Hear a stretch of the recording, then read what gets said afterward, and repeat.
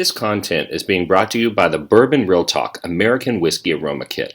This is a tool that I put together to help all you whiskey aficionados out there develop your palates. You can sit down with the vials and train your senses, or you can sit down with a great dram and break that whiskey down to its components.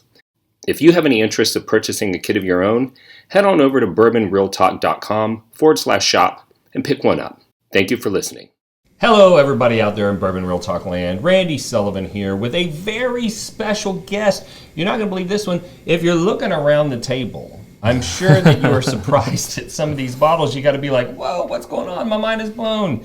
And some of these don't even look like bottles. And this is Brad Bonds, right? Yes, sir. Brad Bonds, and he is opening a dusty, which for those of you who don't know, means whiskey that was made a long time ago, that if you found it now, there's probably going to be some dust on the bottle like this one. Okay? That's why we call them dusties. A dusty liquor store. That's right. That is mind-blowing. Okay, so we got a lot to get into because for most of the country, that would be absolutely illegal. Okay? Yep. And so we're going to talk about why it's legal for you to do that, and we're going to drink some dusty whiskey today. Yes, correct? sir. I've got some good stuff. What do you got for us? So, we'll go ahead and just dive right in. I have a 1965 Early Times. This is going to be a pint. So we're going to open this bad boy up and crack it for the first time. Oh, look at you just destroying the tack strip. I cut all those because I want it to be straight and pretty. I mean, we got some fresh Glens here, so that's make sure your glass is clean before you pour a special whiskey like this, people. Very much true. So this is pretty neat. A lot of times, Early Times is just 80 proof. So this one's not much more, but it does make a difference. 86 proof. So a little more, bite to it, a little more full flavor. So why are so many Dusties 80 proof? That was just how people drank, bourbon back in the day. They didn't want stuff overpowering, and they liked that lighter, just easier, smoother bourbon. So we had the Bottle and Bond Act in the late 1800s, and that resulted in a lot of 100 proof whiskeys. But for some reason in the 70s, 80s, and 90s, and I think it might be because of the influx of vodka, that consumers were not wanting that super high proof, that alcohol burn in their whiskey. And I feel like they ruined a lot of really good whiskey by proofing it down too far. But I'm glad this one's 86 proof, and not that 80, which is the legal minimum for whiskey. So. Yeah, it's, percentage-wise, I guess, 3%? But no, definitely, you can definitely... you can tell the difference sometimes just a couple of drops of water, let alone enough to proof it down an extra 3%. I mean, that's drinking fantastic. It's got a beautiful butterscotch nose, and a lot of times when I drink Dusties, I just get so much earthiness and leather, which I'm not the biggest fan of, but this one really still has a lot of that barrel component coming through. No, it sits on your tongue. Yeah, well, I hadn't tasted it yet, but I'm trying to give it the respect it deserves. I mean, there is some leather in here. I'm not saying that it doesn't have a leather component, but the butterscotch is beautiful. Vanilla, and some leather. I call this grass mowing whiskey. So if it's 90 degrees out, you don't want to stag, barrel proof. Like this is a great, little 86. It's like Kentucky tea, basically. I'm telling on myself a little bit, but I drink a ton of cash strength whiskey, and I bought a Dusty Turkey handle. That was 80 proof. And when I would have friends over and I started to feel a little too tipsy, I'd switch to the 80 proof because it's like water to me. It kind of brings you back down. Brings me back down. I like it. No, this is beautiful. Now on the palate though, it does have a little bit more of that dusty, musty, funky, and so it's in there, but it's still got all of that butterscotch caramelly flavors as well. And heck, we just opened it up, so it really, give this like a week or two, it might change a little bit better. Yeah. So whiskey's kind of weird, it could, you open something up, like with the Dusty, it could kind of go down immediately, but, sometimes it might go up, so. That is science, man. Science, right? So, are you like the whiskey nerd type that's like delved into like what makes that happen, or you just like, hey, man, It's angel share. It's just something that happens. If you want to keep something, and prolong it. So, for instance, say you were born in '65 and you wanted to keep this kind of going and take a shot on your birthday for 10 years or whatever. What I would kind of recommend is once this gets about halfway, to put it in a container that barely full. That pretty much fills it all the way, and then once that gets halfway, to keep doing the same, because the less amount of oxygen in there will just prolong it, I think, even longer. So yeah. Do you believe in argon gassing bottles? I personally haven't done anything like that. I'm running a huge test right now where we have 2 different tests for argon gas. Okay. So 2 half-full bottles, 1 just half full, nothing, 1 half full gas. Gotcha. Undisturbed, no light, temperature controlled. Okay, I'm interested to hear your findings. And then 2 bottles that are the same but are disturbed weekly. I pour about a 2 ounce pour out, pour it back in. Gotcha. One of the bottles gets gassed after, one doesn't. Okay. And so we're going to see whether or not a capped bottle changes because it's half full. Yep.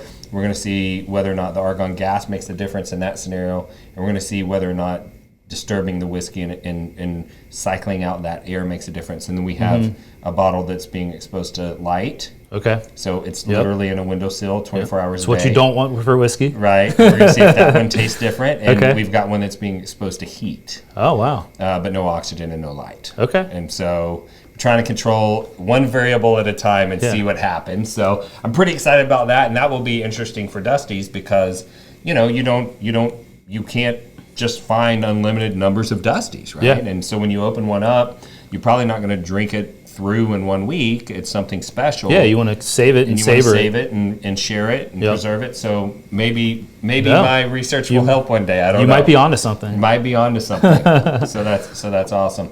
So you are formerly an employee of Cork N Bottle. That is correct, yeah. I started their Dusty program back in January of 2018. Basically, right when the law changed, we built where we're at right now in their speakeasy. So, But you were in Bourbon before then.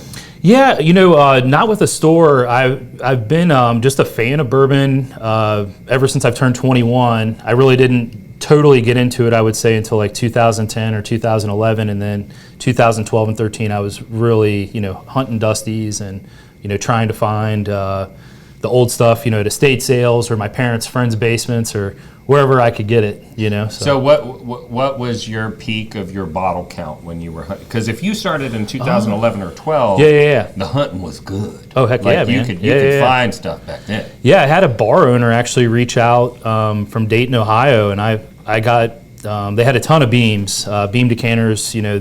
People just kind of held on to that because it's like, why would you keep a clear bottle? Right. You'd want to keep something like this. Right. And so she had about 500 empty and 500 full, and I had to get them all. It was all or nothing. So one. at that point in time, I think I already had like 500 bottles or something. So with the combination of that, it was probably 1,500, but 500 were empty porcelain ones. So yeah. So you got up to 1,000 Dusties. Yeah.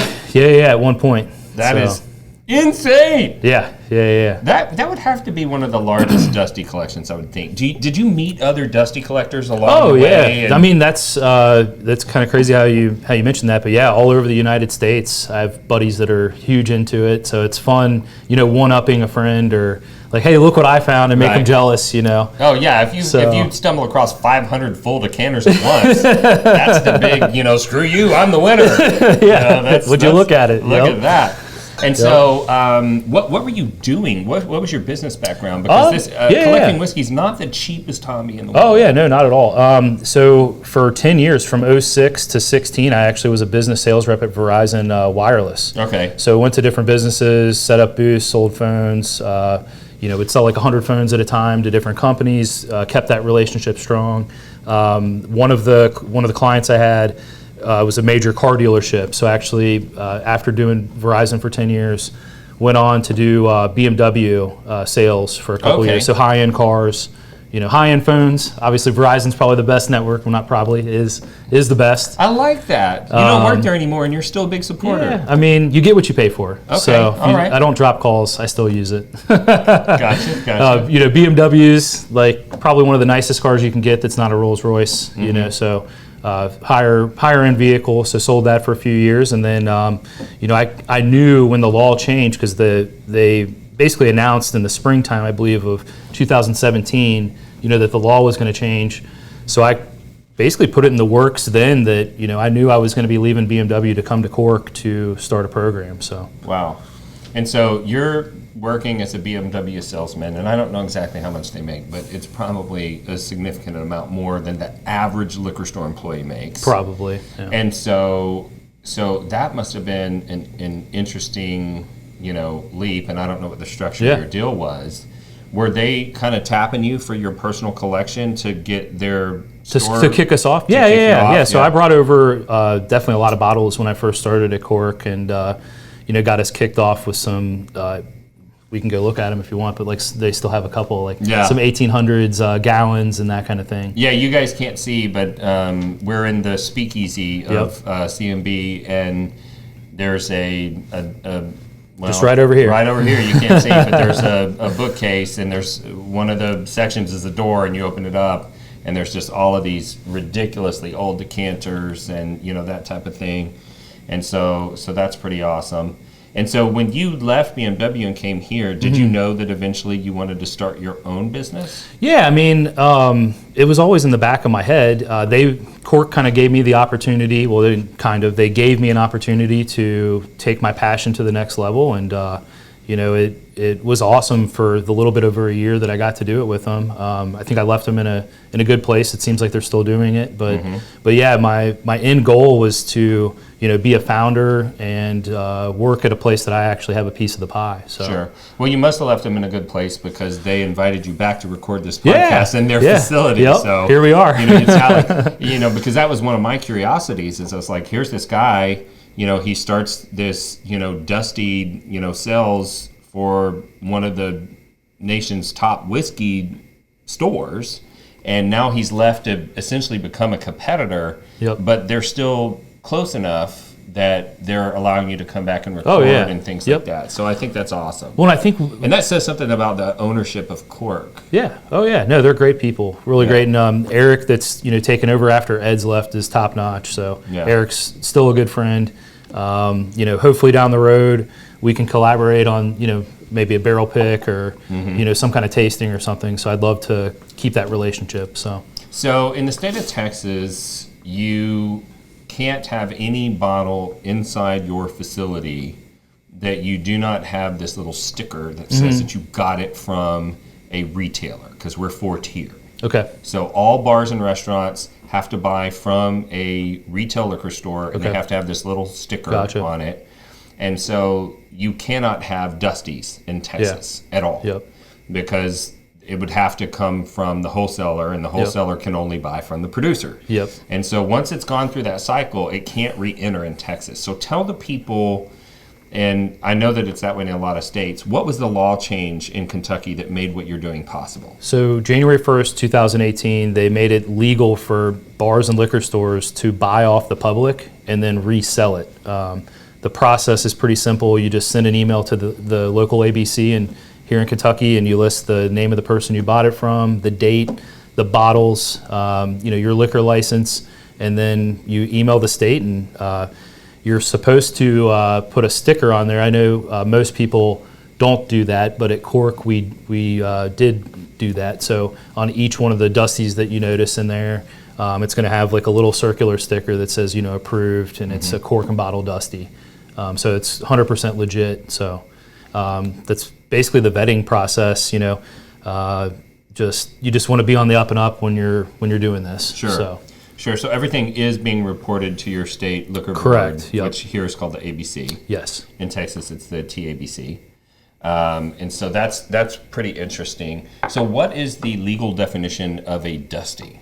I don't know what the no legal. One knows yet. I don't know what the legal definition is, but according to the law, because you can't sell Pappy Van Winkle. Well, according to the law, I mean, we could do a barrel pick, and then tomorrow I can make that a dusty technically because there won't It's be not in any production. Yeah, it's out of production. So Explain like, that to the people, though. so last year's like Pappy Van Winkle line, once that drops, now that's technically a dusty because that was 2019's Pappy line. Right. With a barrel pick, if we go pick a new riff or a wild turkey or whatever, that barrel, there's only one of those in the world. So once we pick that, we're not blending it with anything else. It's our barrel. It'll be similar to other barrels that probably get released, but there won't be one just like that. So, technically you can take store picks in as soon as it's released and, it's a dusty. It's a dusty. So, Gotcha. So I think what you're driving at, and I've done a little bit of research on this, is a dusty is anything that's not in current production. correct. Yep. And so you wouldn't be able to purchase a bottle of Maker's Mark because Maker's Mark is still in production. It's still on shelves. But if there was a Maker's Mark Private Select Correct. that was a single barrel, Yep. once that is sold out, you could buy that bottle back from a consumer and sell it That's in the like store. probably a dicey one because I know they're doing the staves to kind of flavor it. So technically you could reproduce that stave combination. So, on that So particular... the point he's driving at is that no one really knows. I mean, that one in particular might be a little funny, but you go to pick a Blanton store pick or, a single one-off barrel where they're not flavoring it with anything, that's going to be a dusty basically or can be put in the system. Gotcha. A dusty to me though is going to have a tack strip on it. It's going to have some dust. It's going to be from 84 and earlier. That to me is a true. That's what you're focused on. Yeah, heck yeah. That's that's not the only thing I'm focused on, but to me that's what makes a dusty. It's got to be from the 80s and older. The true back in the day. Right. So we have like this epic dusty hunter in Dallas, and he hunts holes. He showed me his system, like how he hunts states. He finds licensed liquor stores that don't come up on Google, right? And, and these old, if they got bars in the window, is awesome. And he's got a Like in the massive hood, collection. basically, yeah. where or in the podunk, like back, way back someplace where people are not coming in there to get a premium bottle of age-stated wild turkey. That's not their target consumer, but they got some back in 1990, and it got pushed to the back of the shelf, and now it's in there, right? So what is the and so he has kind of a ridiculous collection, but he's also got to try a lot of other things because he's met other people that do that's what it's all and about is the friendships you make friendships, connections. What's the oldest American whiskey that you've tasted? Pre-1920, we opened up actually this. This is 1920, I believe. So we opened up this Belmont. I don't know if you guys can see it, but it got a crack in it right on the neck of it. So we actually just went ahead and popped the cap just in case the crack kept going, and then we came in one day and it's gone. It's leaking. So this would definitely be one of them. The Belmont. It doesn't say the exact date. It just says it's 18 years old. So I would put it at just by the tax strip, probably about 1920. We opened up a 2-gallon carboy of Old Jordan, which was Stitzel Weller bourbon that I got from a pharmacist. We opened that up a year or so ago, and actually shared it with a lot of enthusiasts locally. We did 3 ounces for $100. Oh my God! So, but it was a bourbon that was tough to. It didn't have a label like this. It actually had a handwritten label from a pharmacist that died in the 40s, and who knows how old it was? Yeah, and his daughter's still alive. And and she, was just going off what her dad what she remembered, Right. and so it's just tough to really validate it. So I thought, it was a really fair price, but being that, we couldn't 100% say what it was, but in opening it up, you can tell, it's some really old Stitzel Weller. So the oldest I've had was 1909. Nice. And I won it was like a fundraiser, and I won a 2-ounce sample. When I got it, there was some missing, and I was worried about the headspace, and so I transferred it to a 1-ounce sample bottle. Okay. But it left me about between a quarter and a half an ounce, and I was like, I'll go ahead and try it, and it was actually really good. Yeah, no, you can find some diamonds in the rough. It's really just how it's stored. Right. As long as oxygen's not getting in there, and the light we talked about earlier is not on it. So if it's in a deep closet or a dark bar, I mean, it'll stay good for decades and centuries. So you've had countless dusties. What are your top 2 or 3 favorite dusties you've ever had? Probably my favorite of all time, and they just brought the distillery back, is James E. Pepper. So I had some 50s James E. Pepper, the all around with the spice and the sweetness. It was, to me, there isn't like a right thing for everybody. If you tasted it, you might Maybe be like, it wouldn't be the best. Yeah, it might not be the best, but for me, it just hit all the targets. So really love that. I mean, you can't go wrong with any Stitzelweller, obviously. Sure. But another would just be Brown Foreman, the super sleeper. People, when they think of old bourbon, they're always thinking Stitzelweller, but your bottled and bond Old Foresters from the '60s are just candy, and absolutely amazing. And another one for me would be Glenmore, which produced Kentucky Tavern, and that's another one that if you're into Dusties, you know about it. But I mean, this '60s Glenmore 90 proof is going to be amazing. Right. So just absolutely amazing. Because National Distillers and Glenmore, those were some of the bigger producers. Yeah, way back in the day. Yeah, you got it. Yeah, and then with National Distillers, Jim Beam bought them in the early '90s and basically changed to bottom level of Jim Beam. So those National Distillers, Old Granddads and Old Crows and Taylors are just amazing. Right.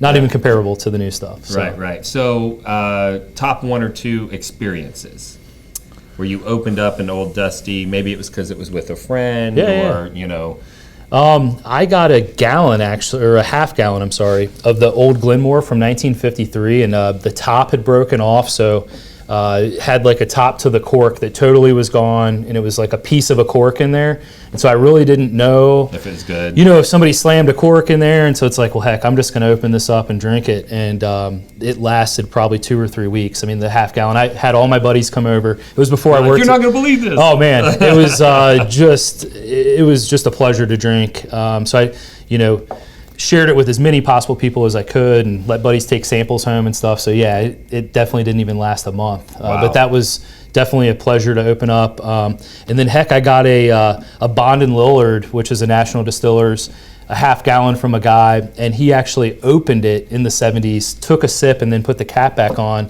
and he just gave it to me. And so I was like, man, this thing's been open since the '70s. There's no way that it's like good anymore. It's probably crap. And so I went home, opened it. It was some of the best bourbon I've ever had in my life. So it still kind of stood the test of time because the fill was still really high. He only took like an ounce or so, out of a half gallon's worth of volume. But that was a shocker to me, and it just. I had a similar experience. My grandfather passed away, and one of his older friends, I went to go deliver one of the effects that he got in his will because I was responsible for that, and he had a bar, and all the bottles were just dusty, right? So immediately I'm just like running through, and he's like, I haven't drank in 20 plus years, young man. Just look at whatever you want.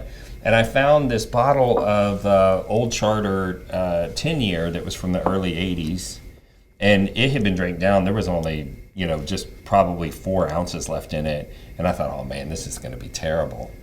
But part of the reason why I have the test where there's bottles that I disturb and bottles that I don't is because the whiskey was fine. Yeah. And it had just been sitting there, not exposed to much light, temperature controlled, and it had been sealed and not messed with for 30 years, and it was fine. So I want to see whether or not it's the disturbing of the whiskey what. It's so weird you bring it up. I just had a buddy over the other day, and I forgot I even had it. I had a barrel proof Elijah Craig, the older label, like 139 proof, and there's probably this much in the bottle, and it's from 2016. And he went to try it, and I drank most of it in 2016, and kind of just set it back, I'll keep this, And he's like, man, this tastes like crap, like it's oxidized, And it's weird that a bottle that, just 4 years ago was drinking great, and then whiskey's like people. Some of us are resilient, and some of us aren't. And I don't. And there has to be a science behind it. You can't predict which ones are going to fall apart and which ones aren't. It's so weird. And it really, the more we talk about it, it has me really interested to see exactly what. Unfortunately, we're 2 years out before I can publish. But yeah, because I want to do a little bit. Wade Woodard did a 6-month long test. I want to do something that's a little bit longer, and then people started saying, what about light? What about heat? And I'm like, I'll let someone else do that. And I'm like, well, shoot, if I'm going to do this for 2 years, I might as well hit all of the variables. Yeah, I mean, so if you're going to do something, go all the way. So you've already left Cork N Bottle, right? Yep. And do you have your retailer's license yet? We are in the process of getting that. So we're going to have a tasting license and a package license. So we'll be doing up to 2 ounce tastes, and I think I'm going to break that down actually to a 1/4 of an ounce pour if people want. So you could get a 1/4 of an ounce, a half, or a full ounce, or just go your full two ounces on one pour. We're going to have flights. So the flights that we'll have will be like a bronze, silver, gold, 30, 50, 100. It'll basically have just a different, like each month we'll probably change those up, and it'll be a 1/2 ounce of each one. So different flights you can pick from, and then we'll just have random bottles open as well of not just bourbon. We'll do vintage rum, gin, scotch, brandy, tequila, vodka even. Sorry, Fred Minnick. But I don't. Vintage vodka. Yeah. Hey, we got some Russian stuff. So, but no, I want to have everybody want to come. So, you have your girlfriend or you're in town and you're like, hey, we're going to go see Brad's shop. And she's like, oh, is that only bourbon? And it's like, no. He's got vintage gin. Yeah, we got gin, vodka. Yeah. So, I want to have a little bit of everything. And in fact, like I brought a rum here. This is it's not super old. It's just 86. So no tax strip or anything, but 154 proof. So they actually discontinued 151 Bacardi a few years back. So like stuff like this is still out there, and I just want to share this with whoever wants to try it. Sure. So because you're allowed to charge for your tastings. Yeah. Because in Texas you're allowed to do tastings, but you can't charge. So gotcha. That makes that makes this business concept make way more sense. Oh right? Yeah. Because if you had all of these things and you weren't really allowed to capitalize unless somebody bought a whole bottle of something that's irreplaceable. That sounds scary, but since you can do tastings, that's pretty awesome. No, we want to make it affordable for everybody, so you'll have stuff at all levels. Yeah, I mean, in fact, I want to do like a vintage Jim Beam just because there's so much of it out there, and I just have a feeling like I can consistently just have that. I want to do a taste of vintage Jim Beam from the 70s or 80s for $5 every day. Wow. And just so no matter what kind of money you're making, in any economy, will be affordable. I will be in. So I'll promise you. So what's the name of your store going to be? It's going to be Revival. And do you have the location picked out yet? We do. We're actually pretty close to Hotel Covington. In the heart of Covington, there's Rich's Proper and Libby's. Not sure if you guys have heard of them. Great restaurants. They have some Dusties too. But awesome area. Braxton Brewery.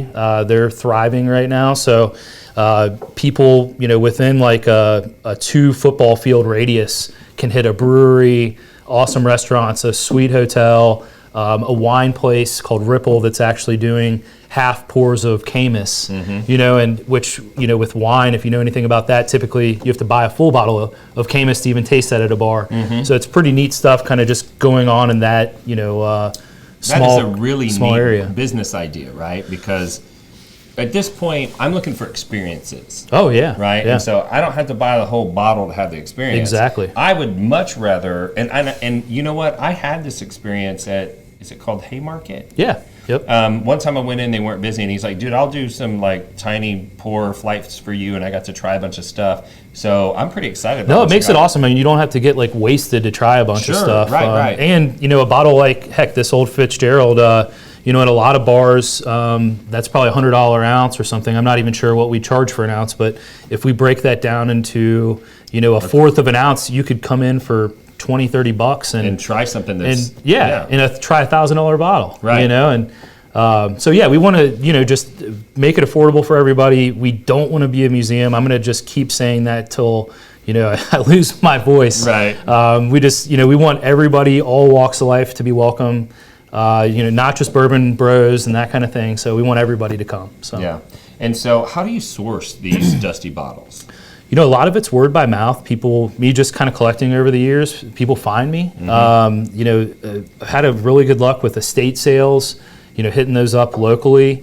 Trading with buddies and stuff. I have something that they want and they have something I want. So we do a trade, because I'll get a newer barrel pick or something, here locally, whereas, I might have a couple of those, so I trade that for a dusty. But and then once you register it with the state, boom, it can go into your store. Yeah, you got it. So that makes so much sense. How do you ensure the authenticity of the product? Because there have been some that are fakes. Yeah, no, it's a great question. I have a huge network of buddies that are super into dusties. If there's something that's just off about it, I've seen so many different bottles.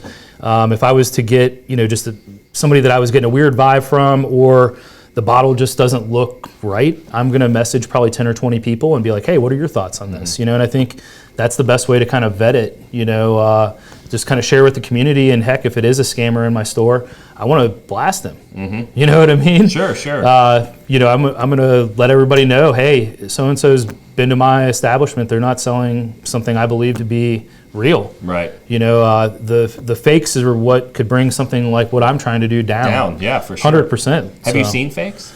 I haven't. I don't really, as far as fakes go, I think the majority of them are Pappy Van Winkles, and I stay away from that. Right. So unless, I'm your buddy and you can show me a receipt, where you purchased that bottle from, I really don't want it. I think there's better stuff out there than the Pappy. I mean, nothing wrong with Pappy. It's great. No, there's not, but it's fantastic. In fact, the only bottle of Pappy or Rip Van Winkle that we're gonna really have initially to start is gonna be an 06 Rip Squat.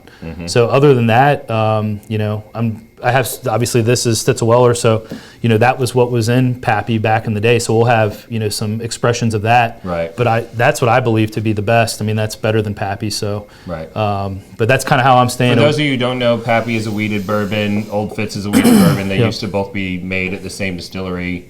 I believe the brands are now owned. I think Heaven Hill owns Old Fitz now, but back in the day they were made at the same place. So drinking an old Fitz is probably similar to drinking an old Pappy. One of the first Pappies, right. Like in the early 2000s. Gotcha. So are you worried that you're going to run out of inventory at some point for your store? I think initially we should be fine. I mean, that would definitely be a concern 5-10 years from now. Is it sustainable? Right now, yes. I think there's a lot out there to get still, but as we go further into into time, I just see it being harder and harder to get. So, but that'll be a bridge we'll have to cross. So, but it's like anything, if it has that kind of a value, people are eventually going to find a way to sell it or maybe even pour it out. Well, maybe in a few years you shift and you're selling things that weren't popular today, but who knows, man? Who knows what it's going to be? It's so tough. People ask me all the time, like, what can I collect now that's going to be worth money in the future? And it's like, well, if I could predict that, like, probably wouldn't be sitting here. I wouldn't be here. I'd be on Wall Street. Yeah. But I tell people it's like this. These dusties are like old baseball cards. A Mickey Mantle and a Babe Ruth is all and cards go up and down. But a Mickey Mantle Babe Ruth card, that's always going to have some kind of monetary value. In any economy, in any history, I feel. These old bottles of bourbon, they're still going to have some kind of value, even if bourbon kind of tanks off a little bit. They're still treasures, Right. The newer bottles that these guys are just hoarding and collecting, I see them being like a common baseball card. There's going to be a few from today, that are the Michael Jordan rookies or a Frank Thomas, you know what I mean? But the majority are just going to be common cards, So you know what I predict is going to happen? Here's what I predict.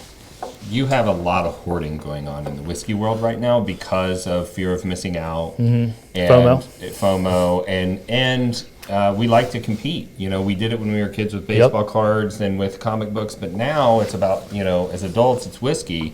And I think that once the glut of whiskey hits the market that's coming from all of the increases in production, that some of these people that are holding on to these dusties because they think that they're going to retire on them, when the prices start to come back down because the whiskey excitement is not quite what it is right now, it may open up some more inventory for you. And the fact that you're able to sell it by the pour and you're going to have some affordable things for people, I think you might have a long, bright future, man. No, heck, some of like a bottle like this Jim Beam, we want to be at $100 or less, and this is a 145-month-old Jim Beam. So if you follow secondary at all, that's about what the price you'd pay to buy it illegally. So for us to legally offer what you can buy illegally, it's like, why wouldn't you come you just buy it legally? Yeah, Right. yeah, just come to me. I like that. I like that. Okay.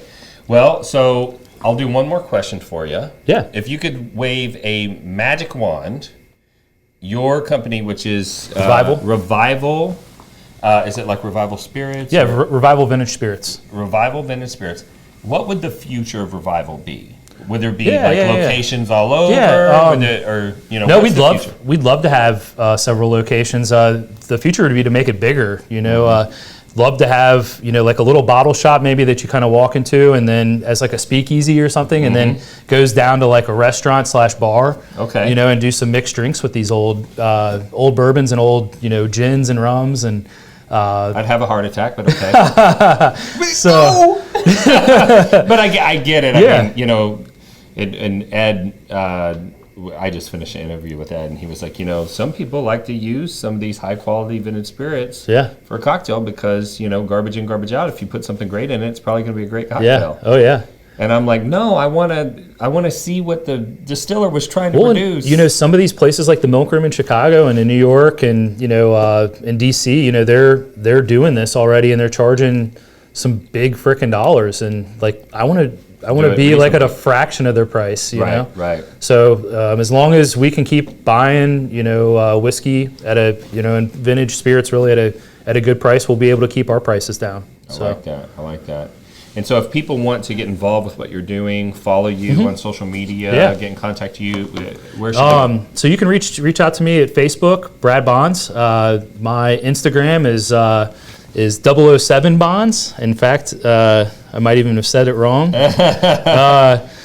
Dusty 007 Bonds.